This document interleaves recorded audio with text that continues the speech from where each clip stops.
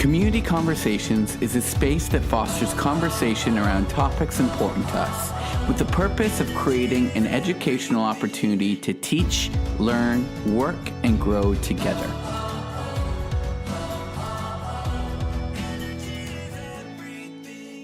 With your host, Ina.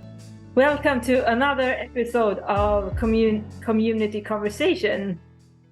And today we are a bunch of amazing humans, which half of you it's the first time I'm seeing your faces, and this is going to be such an amazing conversation on the topic of entertainment and music and all of this fun stuff which we have in common. We have, if I'm not mistaken, two musicians, which is Danny and Paul. Yeah. And the rest of us just loves music. Yeah. And working it. Huh? And working it. Sorry. Working it. Yeah. So let's dive in. I want to hear first of all how you got into music, how you got interested in music, where it all started. Anyone voluntarily wants to start, or should I just force? Take one. Paul. Okay. You start. I thought you might say Danny, but yeah, okay. I learned the violin when I was 9. And I always listened to music when I was younger. I always listened to like records and stuff like that. And then I learned the violin when I was 9. And then I got a keyboard. And I just started playing the keyboard by ear. And which means like I can listen to a song and just play it without reading music. And and then my mother died when I was 16. So then after that, I wrote this song out of nowhere, and it turned out to be a tribute without you. And I started songwriting from there. I just started songwriting from there. And I now have the album, The Wheels Are No Big Deal. It's now there. Yeah. Yeah, that's right. You write music. Oh, amazing. I've heard a few of your songs. Yeah. Oh. It's getting played in a lot of places too, isn't it, Paul? Yeah, all over the world pretty much, yeah. Brilliant.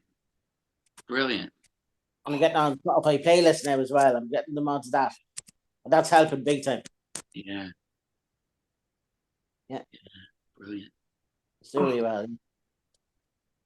Oh, amazing. So music and playing instruments have been a part of your whole life, basically. Yeah. Oh, amazing. Yeah. Lindsey, Laura? Laura, do you want to go first? Sure. So I'm not a musician, but I have always enjoyed music since I was a kid. I swear when I was a kid, I thought I was going to be a singer. That was like my dream job growing up, was becoming a singer. well, that didn't happen. That's okay though. But yeah, so I really started getting into music. I've grown up loving it. Always been intrigued by it. And then kind of got onto the other side of music, the behind the scenes, got more intrigued with that as I went into like my college years.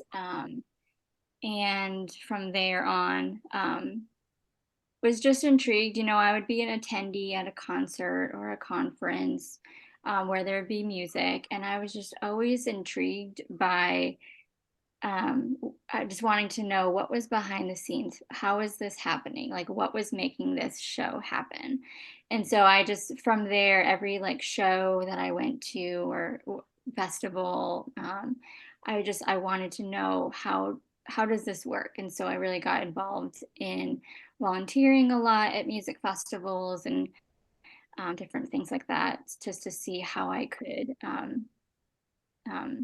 kind of blend that passion of music and my skills. I feel like I'm an organizer. I love the behind the scenes kind of stuff. I'm not the in the spotlight kind of person.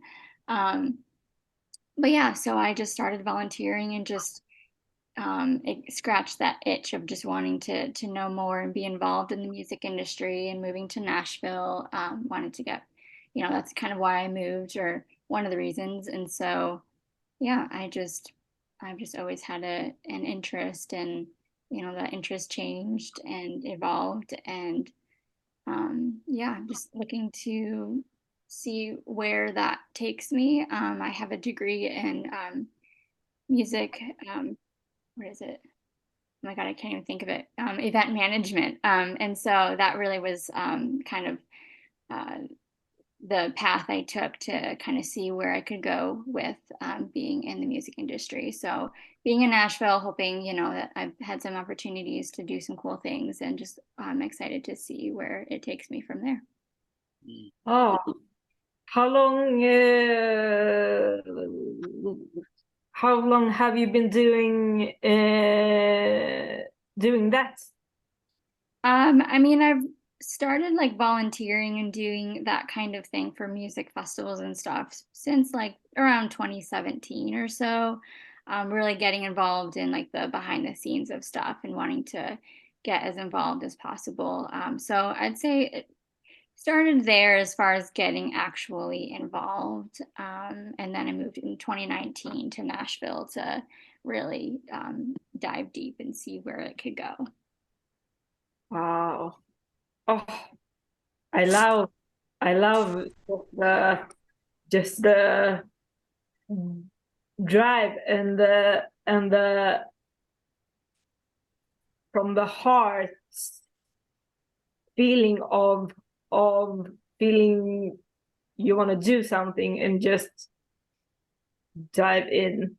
Oh, I'm a living from the heart and feeling stuff kind of thing. So love hearing that. Ah, Lindsey. So mine's a little different. So I grew up, was always in choir, was terrible in band, so decided like don't want to do an instrument necessarily. But then I got into college and started really just kind of loving the local musicianship that's in kind of the Nashville area. So it started out with kind of following friends that I would meet in college. And then 2013, 2014, I got diagnosed with thyroid cancer. And one of the first times that I kind of went out in public after that surgery, Keith Urban was playing. And I just remember just being wrapped up in just the moment of it all, and just how life-changing that was, and him shaking my hand, and just that being like a defining moment in everything. And kind of decided like, what am I doing? Why am I not going for it? And so just kind of started making a point to like meet more local musicians, kind of just putting myself out there more. And so then I started a company called China Music City. So basically, I spotlight local artists in Nashville, just because I really like the personal connection. I think music is a very, very personal connection for everyone. And so I like to be able to interview people that I can meet and sit down with, have coffee with, whatever. But I've also kind of just traveled all over, kind of chasing the dream job of, working for Keith too. So I've kind of been coast to coast just this past year alone. I think I've been to 70 something shows now of just his. And so I'm huge on like really committing to supporting the talent that is out there and their dreams and being like a supportive role in that sense. So Wow. Wow. So you started your own business to support local artists, and I love hearing that. Oh, wow. Yeah, Diva. Hello. Yay, can you still hear me? Yes. Yeah. Good. Well, I've always been into music, and when I was in 8th grade, I was a contestant in a contest through school, and I came second place. And after that, I was given a scholarship to go to a music school and take up singing lessons, classical music, and been done that for 2 years. Then life happened, so I stopped. And after that, I sang in choirs for a couple of years, and now I'm back since like a year ago now into singing lessons again, or singing coaching, voice coaching. Yeah. So music has always been a part of my life.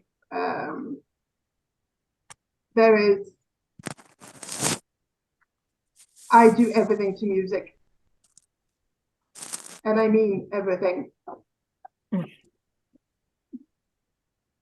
In fact, music just makes the world go round. Oh, Yeah. Yeah.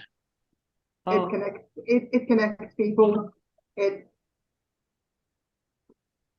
What's life without music?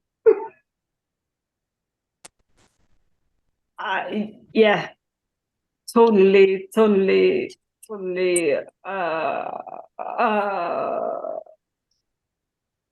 agree. And that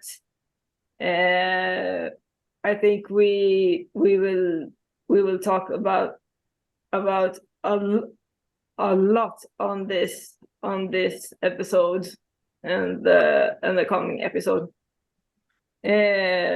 But first, I want to hear from the music man himself. No,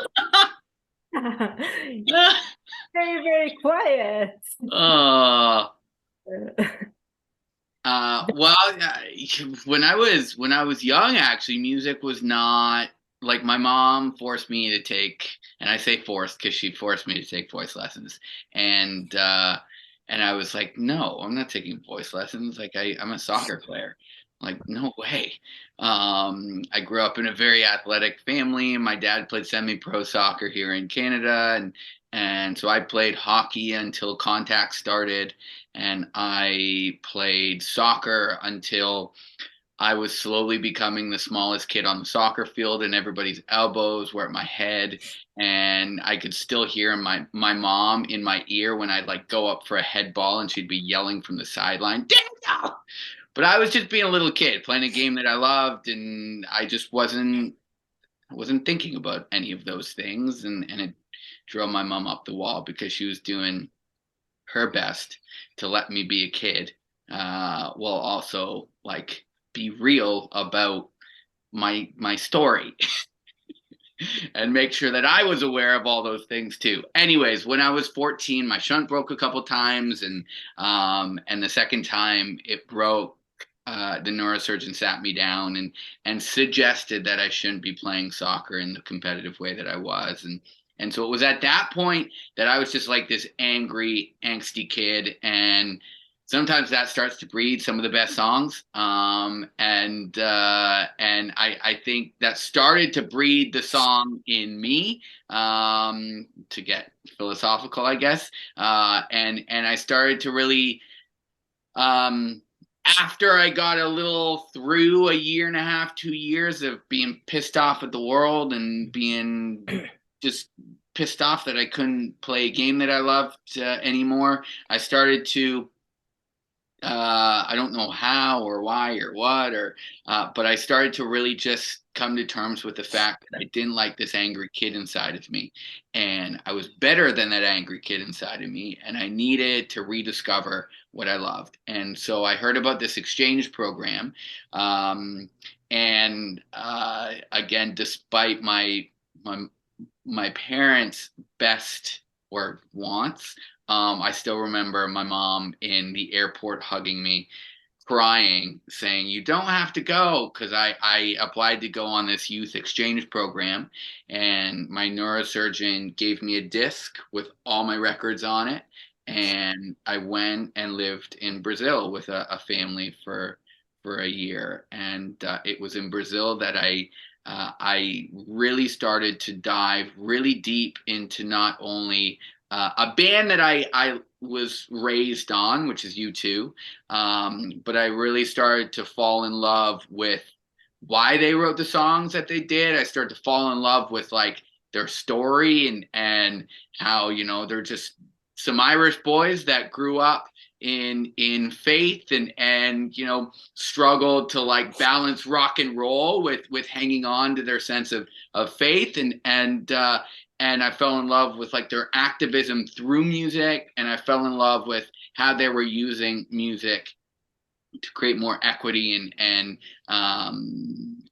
create space, and do something good with what they were saying. And I just fell in love. I really fell in love with that, and I think I started to sing for real around the age of 17. I wrote my first song in Brazil. It was a terrible song, and then it's been just a journey since then. Got home, got a scholarship from what was Spina Bifida and Hydrocephalus Ontario at the time, and wrote a song at their annual meeting called The Simple Things, and sent it to them and said, "Listen, I don't know if you want, you can have this song. I wrote it while I should have been listening to the keynote speaker, and here it is."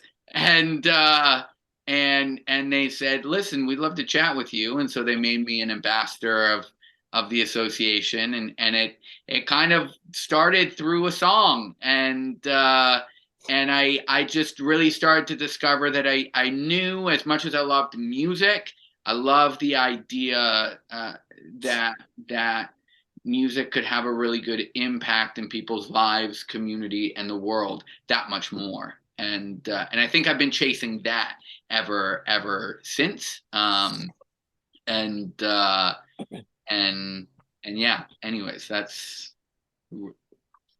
a real mouthful, but that's kind of it in a nutshell. And today I teach it, I perform it, I write it, I produce it, I manage it. I don't know, try to do events, but both Laura and Lindsey, you'd probably laugh at me because we're putting this show on in Vancouver, and I'm learning a lot through the process of throwing an event. Yeah, do it. I will say, Laura, we need to hire you sooner than later, please. All right. I'm jobless, so let's go. Yeah, and we talked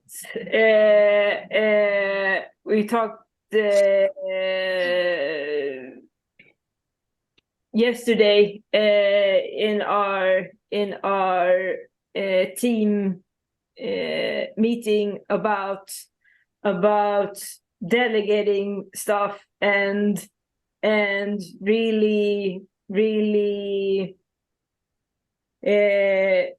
doing and focusing on what you do best and love to do and what you're good at. And Danny, you're a performer. And you should be focusing on that. Which I think is and I think that sparks actually a really interesting thing around being an artist even, and I'm sure everybody's got like a different perspective on it, whether it be an artist or Lindsey who works with artists, that performer, the sustainability in finding sustainability in being a performer is such an interesting topic. I remember the first time I went to Nashville, both Laura and Lindsey from Nashville and living in Nashville, and I remember the first time that I went there, and it was hilarious because I was there as such a Canadian, and I learned for the first time that a lot of, and you guys correct me if I'm wrong, Lindsey or Laura, I know we've talked a little bit about it, but I learned when I went for the first time that most artists might get paid a little something from the bar, but most artists who are like performing on the main strip are relying on their tips from people in the bar in that 4-hour chunk that they're playing. And as a Canadian there, I laughed at it afterwards, but I was thinking, like, how does somebody sustain this life? Like just performing, relying on tips for 4 hours, when in reality, I was just thinking about it through the lens of being a Canadian. And if I were in Nashville gigging all the time, I would have to have a performance visa. And it's just super expensive to get a performance visa. It doesn't make sense to get one unless you've got sustainable, good income as a performer in the States. And, but I would bet most of those artists who are gigging would have like a second job or be doing something else when they're not gigging. But yeah, that performer life is juggling. It's just tough. Oh, yeah. It's Yeah. just Yeah.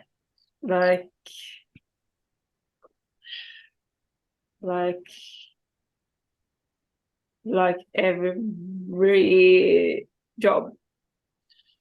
Now it sounded like I was downplaying being an artist. Sorry, I wasn't. No, not at all. Not at all. I mean, I think it's interesting because I think the artist struggle is also one of the beautiful parts to the journey, because I mean, talking about Keith Urban, I'm sure he's got his own stories of coming up before he was Keith Urban, of like all the moments he almost quit, all the moments he was just like almost done, or this happened to him or that happened or whatever. And I do think that artist struggle can foster a lot of beautiful songs or a lot of beautiful things that you tell someday. Anyways. Well, and I think that that's kind of applicable across the entire entertainment industry, because I mean, even being on my side, they're like, I don't have the heart to charge my musicians, for an interview, and they're barely making ends meet. And so trying to, make it a real business model while also supporting them wholeheartedly, regardless of, what that looks like financially is definitely a struggle that I have, because I love these artists so much and I invest so much, and it's not about the money for me. But I definitely have seen lots and lots of artists, struggling, ready to give up, ready to go back to their day job just because it is so hard. And especially in Nashville, I think it's just so competitive, and everyone's trying to make it into the same buildings, basically, or same spaces. So, Yeah, definitely. Yeah, and I can only imagine how it is in what the world sees as the music city. Yeah. And trying to be an artist in that, it might heighten your feelings of, oh, should I really be doing this? And oh, who am I to blah blah blah blah.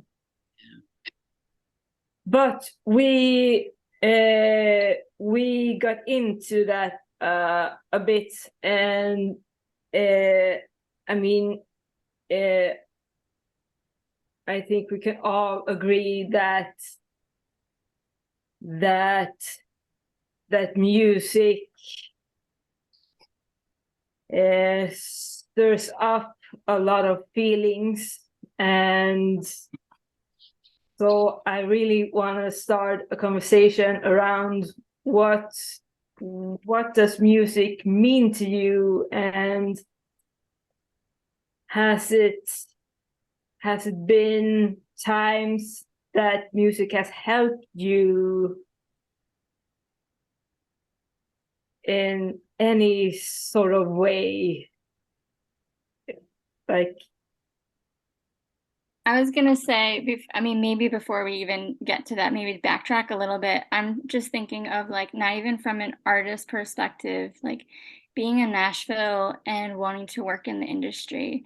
Like, artists have their own struggle, but wanting to just be in the industry and not necessarily be an artist has its own struggle. You think, oh, because I'm not trying to become a musician in Nashville, oh, it's going to be so easy. You're going to get your wheel in the door, and it's not like that. You really do have to be intentional in like who you surround yourself with and the networking that you do. And it's hard. Like right now I'm in between like seasonal jobs. I got, I'd say, my first like industry type job.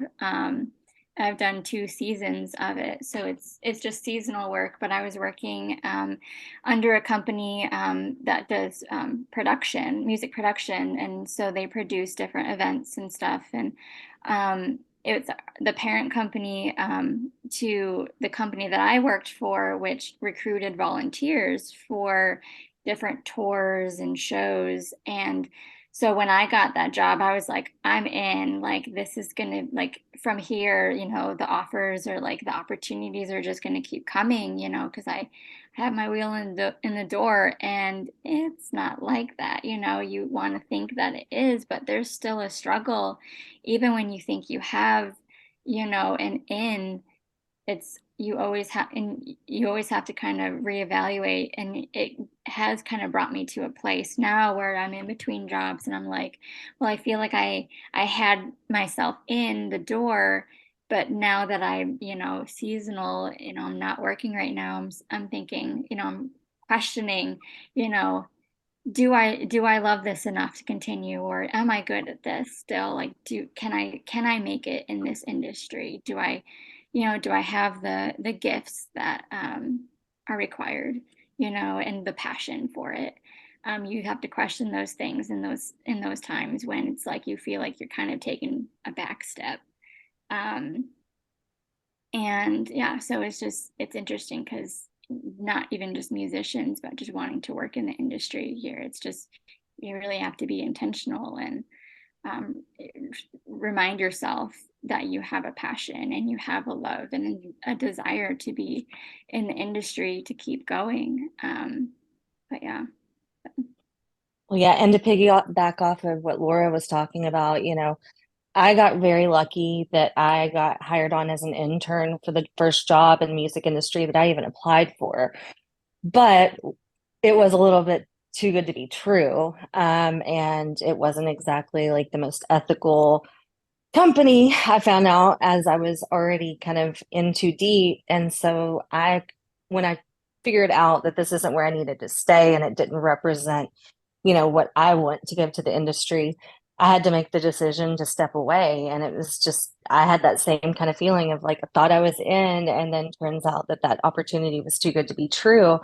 And so that is why I started like Shine on Music City, because I felt like they were on the right track, but I just felt like it wasn't keeping the artist in mind first and foremost, which was really important to me. But there were days where I'm just like, am I making the right decision? I'm starting from scratch. Do I know, am I enough, or like, do I have what it takes or whatever? And so I definitely can relate to that same struggle, from my side of it.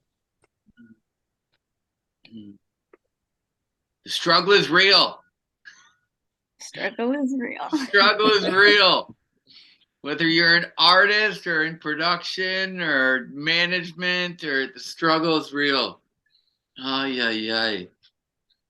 I mean, I feel like this could go one way in which like we could talk about I mean, having a disability in the industry, whether you are a musician or you're working in it, like that kind of goes along with the struggle of like you have something else that is at play, and that makes it even more of like, you question yourself sometimes, and am I good enough and whatnot. And so that kind of plays a part too in, wanting to be in entertainment and whatever that looks like.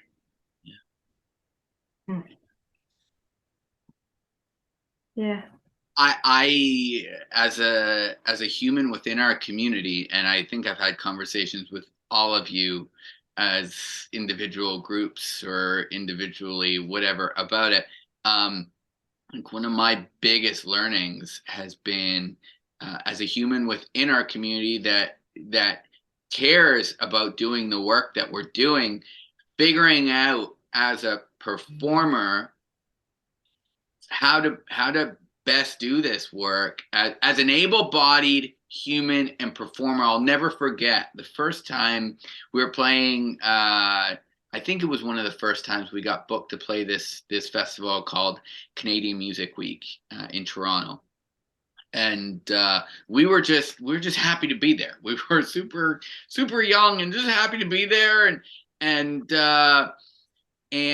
I got a message from a friend at the Spina Bifida and Hydrocephalus Association of Ontario, and he said, "Oh man, that's awesome! I wish I could be there. The venue's not accessible."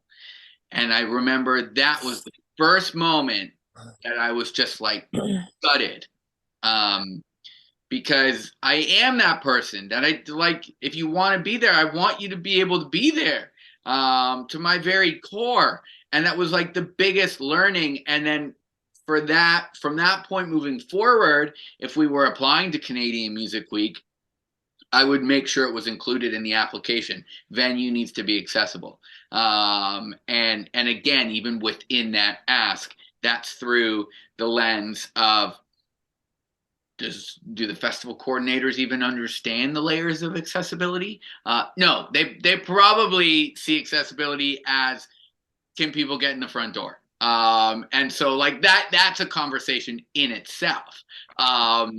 But so many, it was just that once. It might have happened one other time, but since then, like figuring out how to ask those intentional questions, and I mean, it's still a learning. I'm like, I don't ask near enough of all the questions, and I'm constantly trying to build up my toolkit, to be able to best ask those those conversations, because as we know, you're typically asking somebody who sees like an issue like accessibility through, we'll say an ableist, not, I don't say ableist in a negative way, but they only know what they know, if that makes sense. Like they, we grow up learning accessibility through the lens of like, can somebody get in the front door? So, okay, sweet. That's like step one.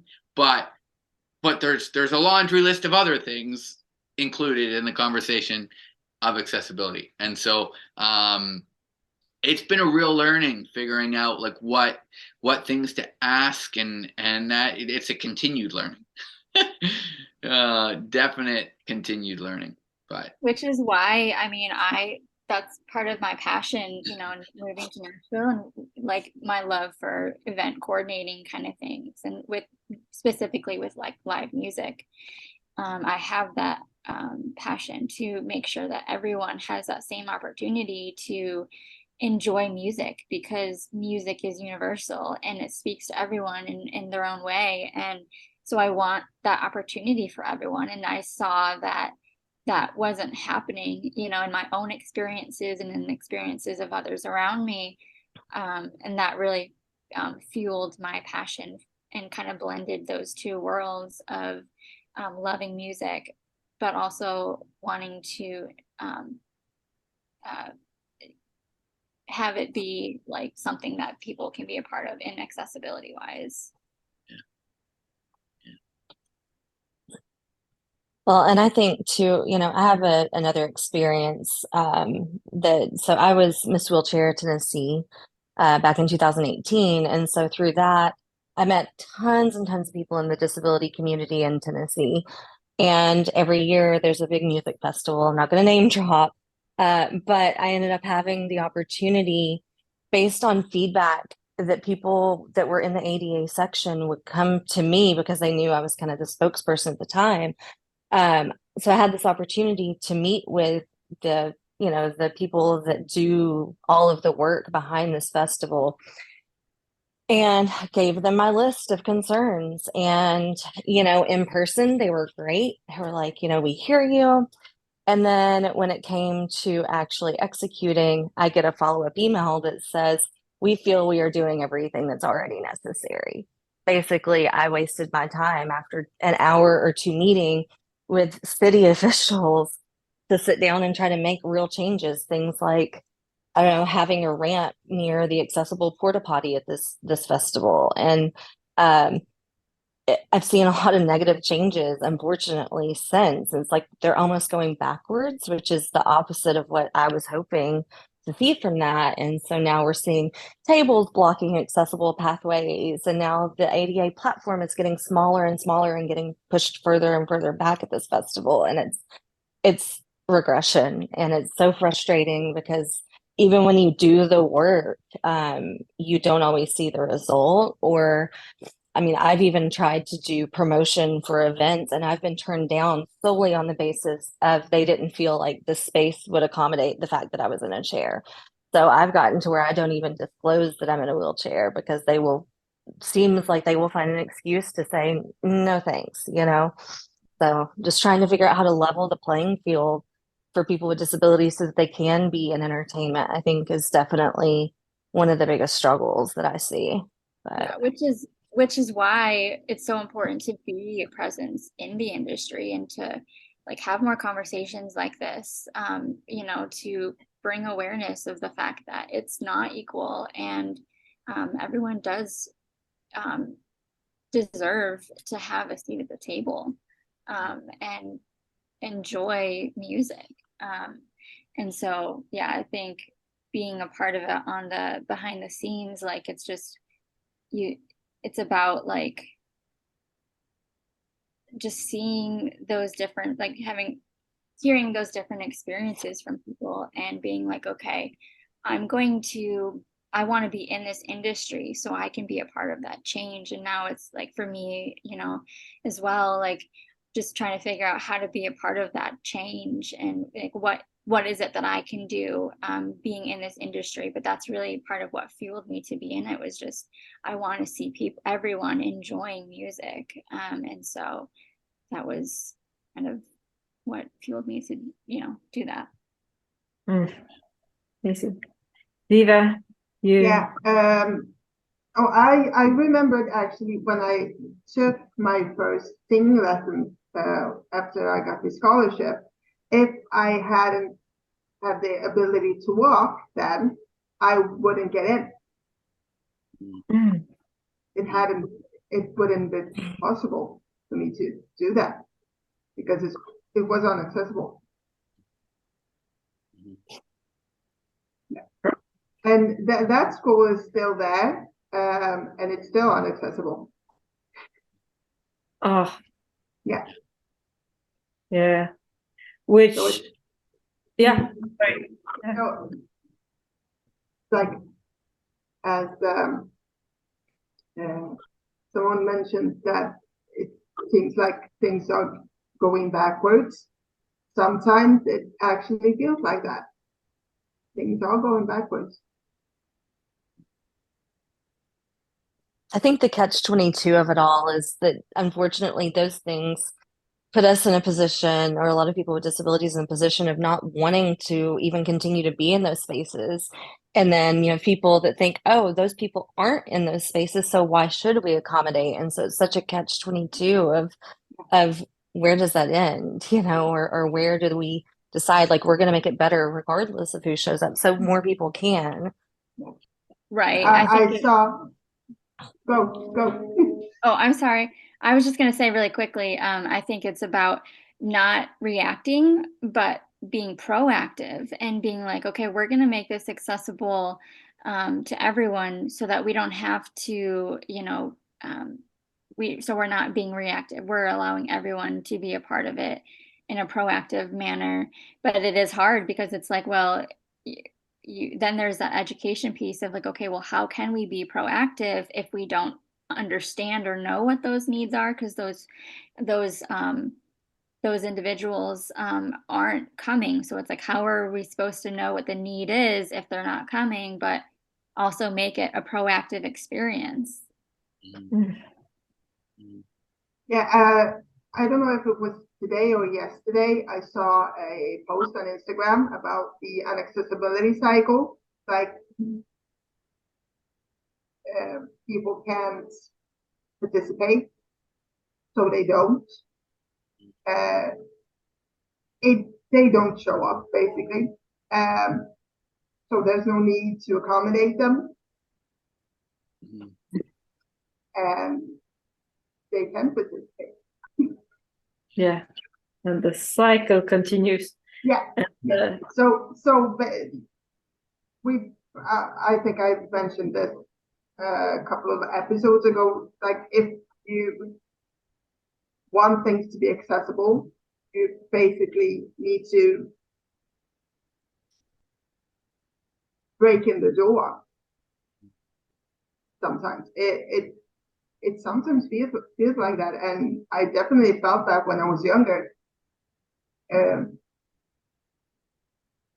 I almost felt like I had to demand to be able to be somewhere, which sure, things get better in some ways, things go backwards in some ways, but it's definitely up to us and to people that know us and want us to participate to demand. So, yeah, sometimes it's actually demand, not just ask, because not everyone is going to see the benefits from accessibility. Sometimes people just see that it costs money. Wait, can I just actually kind of riff on that as well? Because I think that actually brings up a really, really good point, because I think there is absolutely enough data today that shows that making things more accessible is not only like a feel good, like let's create a better world, but it's great for business. It's great for business, and it brings in more business. And whether you're born with a disability or through the process of aging, whatever you develop, mobility issues, challenges, however we want to describe that through the process of aging. You if you're not accessible, you're cutting off a whole slew of people that might want to access your space. And so I think being able to even just communicate the professional benefits to making something more accessible is something that we can absolutely do today, which is awesome, because I think more than anything people they want to hear. I think we're all similar in lots of ways. We want to know how things will benefit us. And showing a business like this is how it's benefiting you. This is not like help us. No, like this is gonna help you, and I'm gonna get to show up and enjoy it as well. So thanks. Like Yeah, and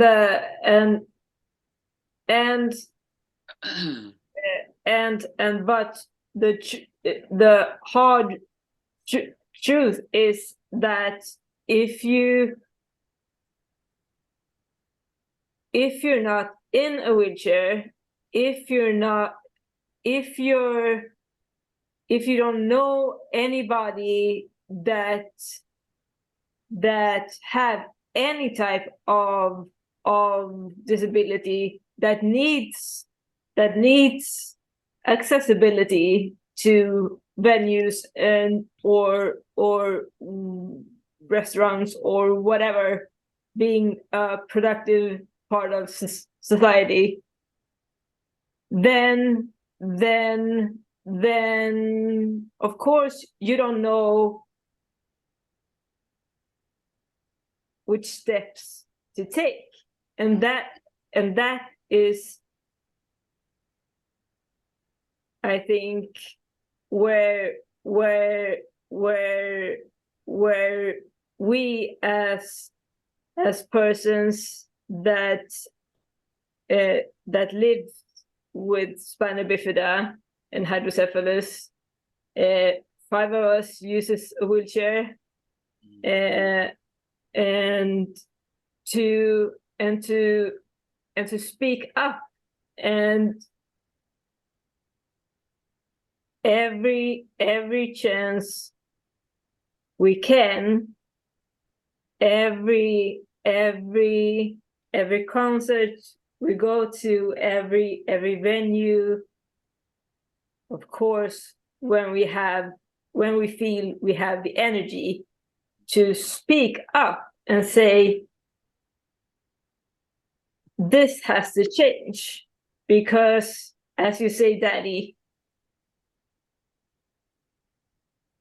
if you take these steps and make a venue accessible, then that drives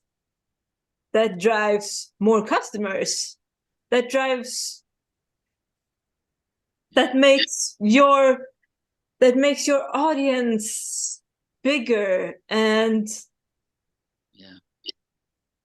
if you're not in our world, if you don't live with spina bifida, for example, or if you're not related to anyone, if you're not a friend of anyone in our community, then you don't know. And I really truly hope that most people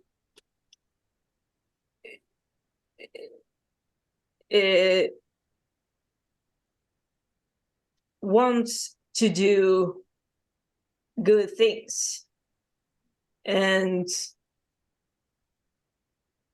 and are not just ignorant assholes.